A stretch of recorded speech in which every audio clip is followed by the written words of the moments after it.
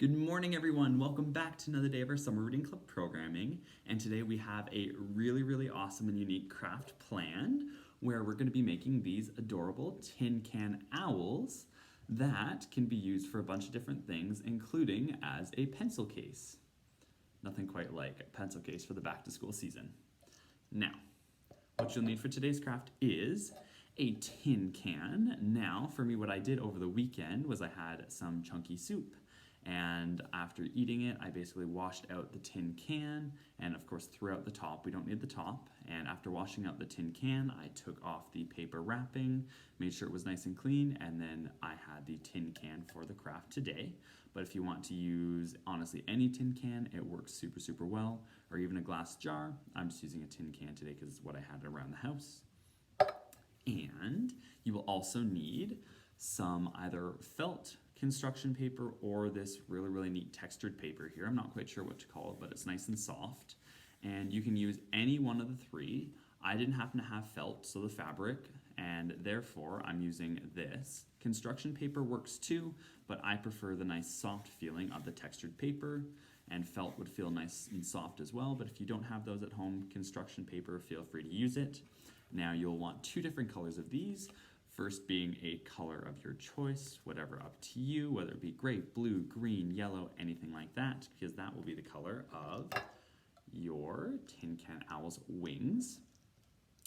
And you will also need another set of either the construction paper, felt, or the nice textured soft paper here, whether it be in orange, yellow, brown, anything like that, because that will act as our beak for the owl today. Now, once you have your tin can and the actual paper, you will want to have some scissors for cutting. You will want 2 bottle caps, just like so, and the bottle caps will be used as the outside for the eyes here. And you can never go wrong with googly eyes. Honestly, my favorite craft supply ever. I just have the really nice stick-on ones, but if you don't have googly eyes, you can draw them on after. You will need some glue for gluing. I'm using hot glue today because it dries a lot faster than regular glue.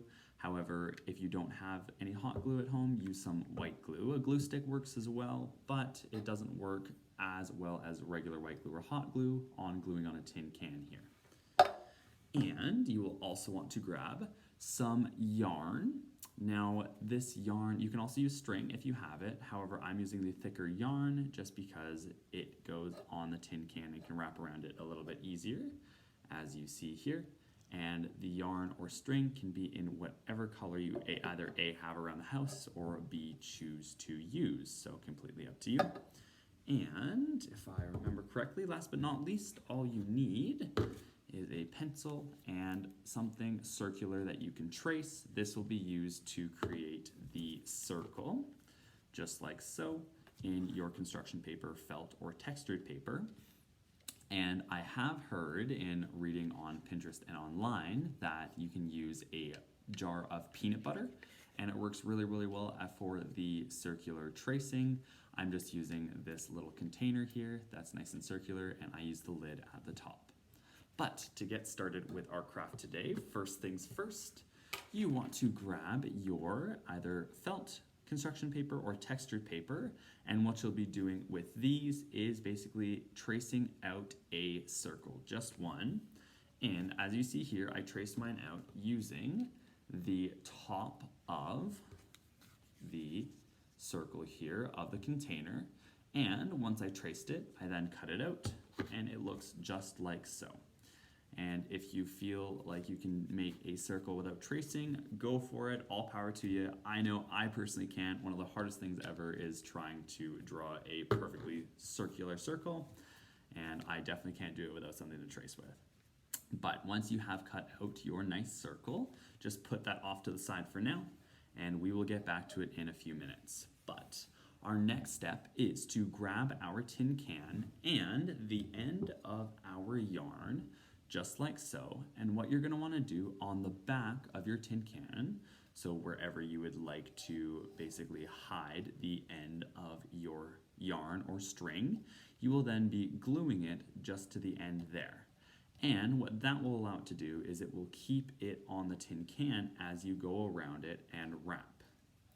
Now, with using yarn, it is a little bit thicker, so I like how it wraps a little bit more than string over the tin can, only because you can use a little bit less of it and it still looks really, really good. Just like so. And you can use however much or as little yarn or string as you would like here. I'm using a fair amount.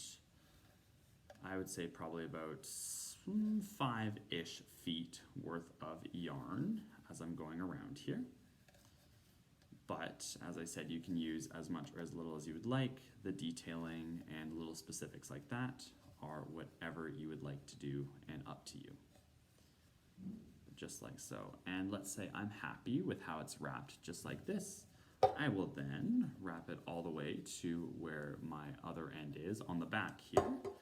And once I get there, I will grab my scissors and I will cut it. And this is when we will then grab our hot glue or white glue and just glue the end of our yarn just as we did with the other end of the yarn. There we go, just like this. And as you will see, your yarn stays on the tin can quite nicely. Now that it is all wrapped, what you will want to do next is to grab your circle here that has already been cut, and you are going to want to cut it in half. And this will create 2 semicircles. I think what I'm going to do first is I'm going to fold it so I have a middle line in the middle so I don't have to use a ruler for tracing. And just like that, I can cut along the line here and it will create 2 perfect circles. Voila, just like this. And once you have your 2 half circles, these will act as the wings. What you'll want to do is grab your white glue or hot glue and glue around your semicircle here. Just do a little border across, however much or as little as you need. You want to make sure that there's enough glue, as you can see on the back of mine here, so that it will stick quite nicely. And now you will then put it just on the side of your tin can here. There we go, just like so. And now you see the wing is nicely glued onto the tin can. And your next step is just to grab your other half or semicircle and do the exact same thing. Also just adding the glue all the way on the back here.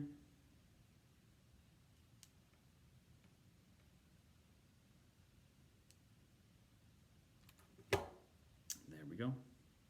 And make sure there's a little bit of space apart from your other wing or your other semicircle. And it'll look just like so. As you can see, with both of mine, there's just a little bit of a gap in between the wings. Now, our next step is to grab our little bottle caps here. And for me, what I'm going to do is with my little sticker, googly eyes, I'm going to insert them right in the middle of my bottle cap. So they look just like this. If you don't have these little stick-on googly eyes, what you can do is always just draw on the eyes in the center of your bottle caps using whether it be Sharpie marker or regular marker, crayons, anything like that. And once we have our eyes, we will once more grab our glue, glue the back of it so it will be nice and sticky. And then we will just insert that in the middle here, like so. Our first eye is on, and then we will do the same with our second.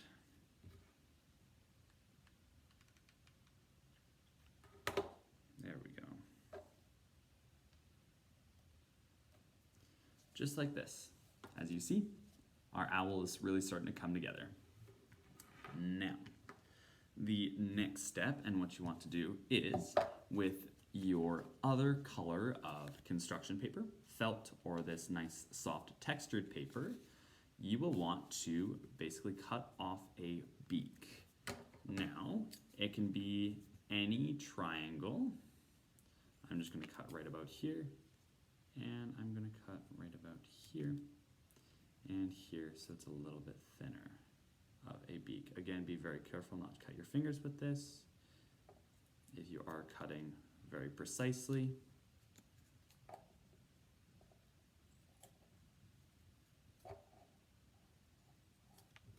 there we go.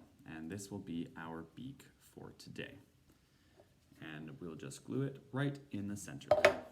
Once more, grabbing your trusty glue. We're using lots and lots of glue today. And just glue that right in the middle.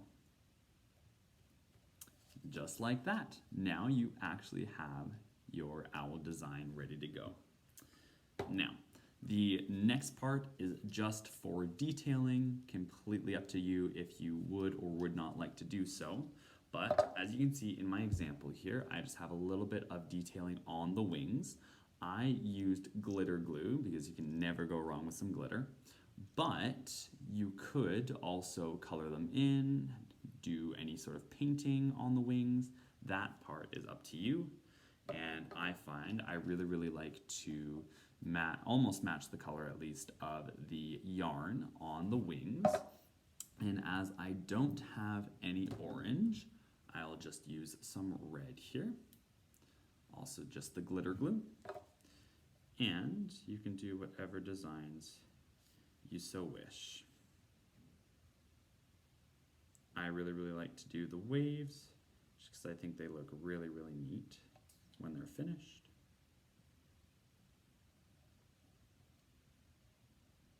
There we go. But painting works as well. I find, however, in working with felt, you are limited on your options for your designs. You can paint it, but it is a little bit harder to get the paint to actually stick to the felt.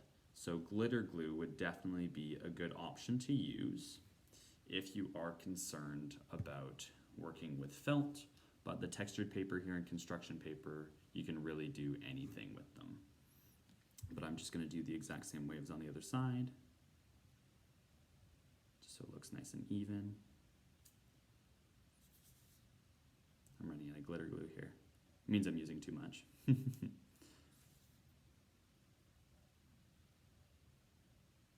we go. And just a little bit more. Just like so. And as you see, our owl is now complete. If you are using glitter glue, it'll take a few extra minutes to dry, but that is a-okay. Once it is dry, it looks really awesome. Now, as you can see, once you have your tin can owl ready to go, it can be used as a pencil case as you get ready to get back to school. I know with the majority of classes either being online or back in person, it's a little bit of uncertainty, so I hope this craft gives you a little bit of joy and excitement in heading back to school this year. But I hope you all have a tremendous rest of your day. It was tons of fun as always, and I can't wait to see you all soon. Have a good one, everyone.